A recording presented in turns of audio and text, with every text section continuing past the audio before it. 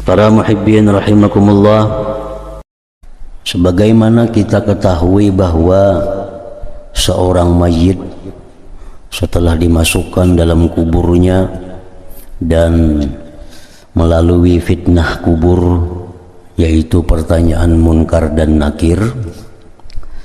Nah, setelah itu mayit itu diam di kubur sampai hari kiamat, sampai ditiup sanggakala yang kedua. Jadi menunggu selama berabad-abad di dalam kubur.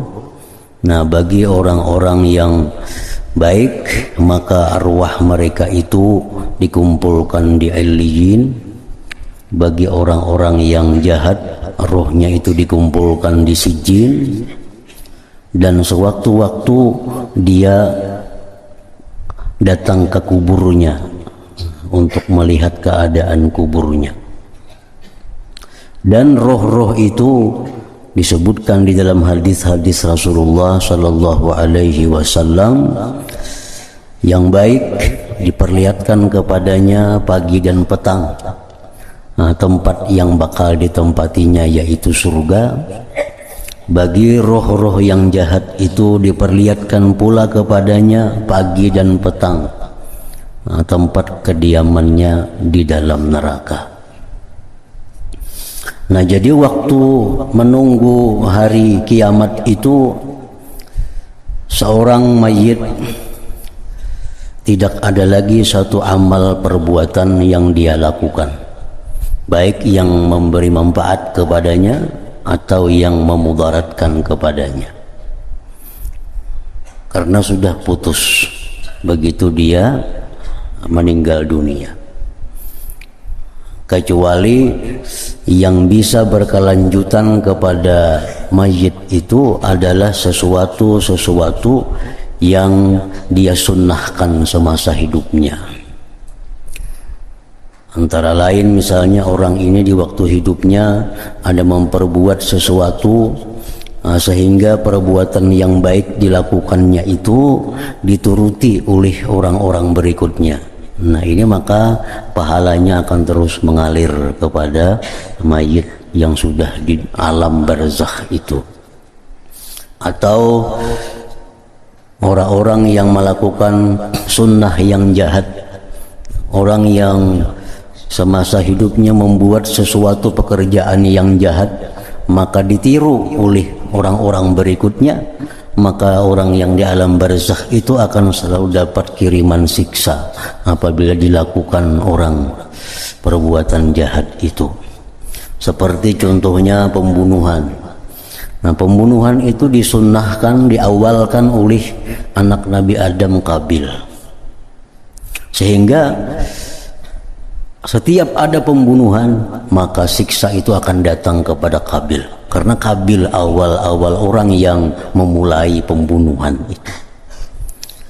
Demikian pula kebaikan, setiap ada perbuatan baik itu pasti akan sampai pahalanya kepada Rasulullah Sallallahu Alaihi Wasallam, karena beliau orang-orang pertama yang mensunnahkan kebaikan di dalam umat Islam ini, umat Nabi Muhammad ini.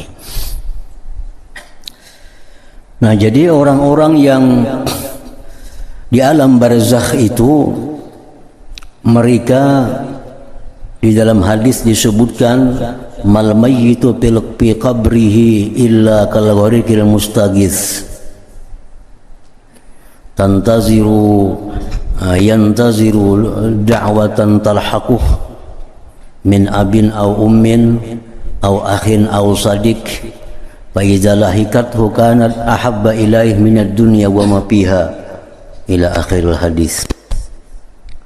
Imam Ghazali dalam kitab Ihya ini memuat hadis yang menyatakan bahwa tidak ada seorang mayit di dalam kuburnya melainkan seperti orang yang tenggelam yang minta tolong, karena kada bisa berbuat apa-apa lagi, sembahyang kada kawa lagi, artinya menambah kedekatannya lawan Allah tuh kada ada lagi. hendak berzikir kada kawa lagi, bertobat kada kawa lagi, sudah di sana. Nah, lalu orang yang di alam barzakh itu seperti orang yang tenggelam, yang minta pertolongan. Dia menunggu, menanti doa-doa yang datang kepadanya. Sangat menanti, menunggu doa-doa yang hidup ini. Min abin dari abahnya, au ummin atau mamanya, au akhin atau saudaranya, au sadikin atau kawannya.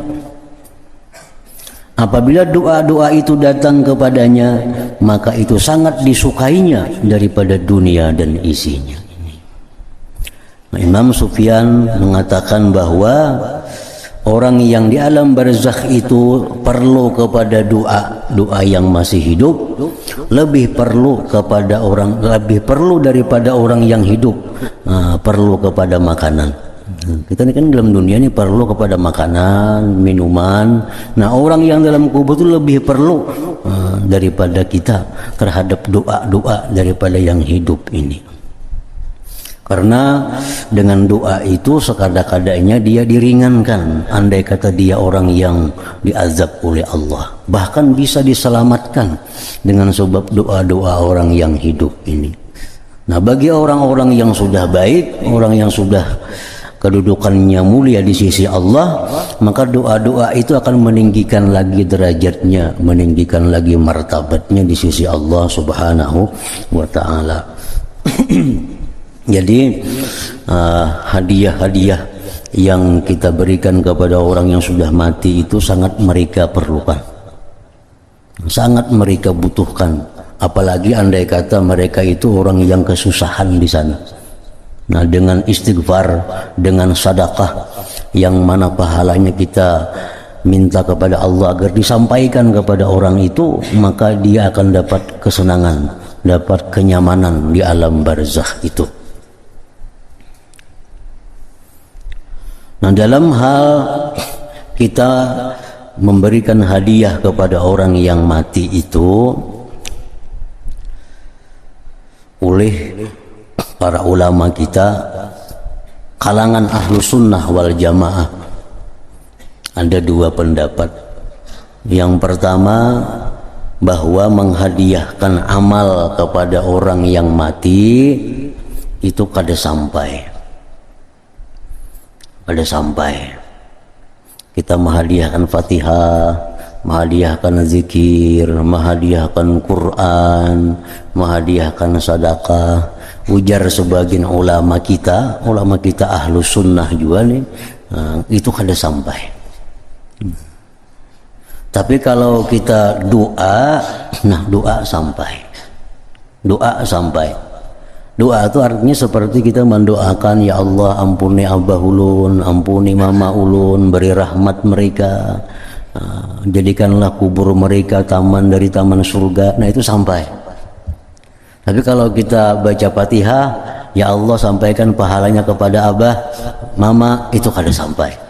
Ujar pendapat sebahagian ulama. Nah,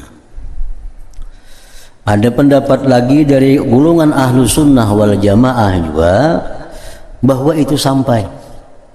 Apapun yang kita lakukan dari amal kebaikan dan kita hadiahkan pahalanya, minta disampaikan kepada arwah siapa yang kita kehendaki, itu disampaikan oleh Allah. Demikian pula halnya doa. Nah, kita baca Fatihah, tonton Fatihah, ya Allah sampaikan pahalanya kepada arwah Fulan bin Fulan, itu sampai. Dulu Imam Ahmad bin Hanbal radhiyallahu an, beliau menentang orang yang baca Quran di kubur. Imam Ahmad bin Hanbal, pimpinan mazhab Hambali, beliau menentang orang yang membaca Quran di kubur. Dikatakan sini itu bid'ah. Tapi setelah beliau diberitahu oleh orang bahwa itu ada dalilnya bahwa kita baca Quran di atas kubur itu memberikan manfaat kepada yang dalam kubur. Nah, setelah beliau mengetahui dalilnya, beliau cabut fatwa beliau. Bahkan sini memerintahkan kepada kaum muslimin untuk membaca Quran di atas kubur itu. Di antara dalil yang jelas bahwa Nabi kita pernah meletakkan dua pelapah, satu pelapah kurma yang dibelah dua di atas kubur yang sedang disiksa. Ngajar Nabi ini pelapah kurma meringankan azab yang dalam kubur ini, karena pelapah kurma yang basah itu bertasbih kepada Allah. Apalagi Quran dibacakan oleh manusia, nah itu lebih bermanfaat. Jadi artinya apa? Bahwa amal kebaikan yang hidup ini bisa sampai kepada yang di alam barzakh sana.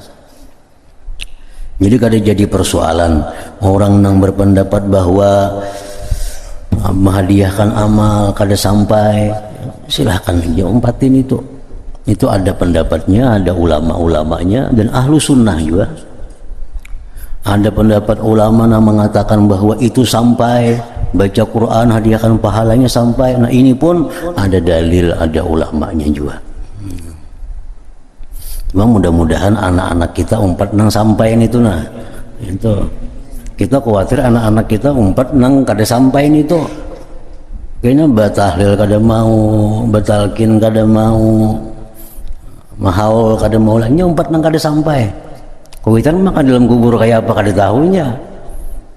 Nah, jadi kita khawatir kita anak-anak kita ini kena sekolah apa umpat mazhab nang itu. Men orang-orang yang sudah mulia ayo aja umpatnya itu kada jadi masalah.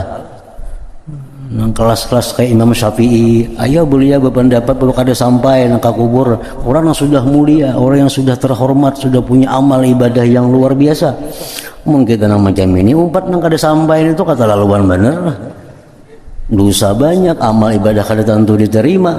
Umpat mazhab nang kada sampai hadiah-hadiah orang hidup ini. Nah, lebih baik kita umpat nang sampai, itu artinya ada harapan dapat rahmat di dalam kubur, kiriman dari abah, mama, nang sanak, kawan dan lain-lainnya tadi.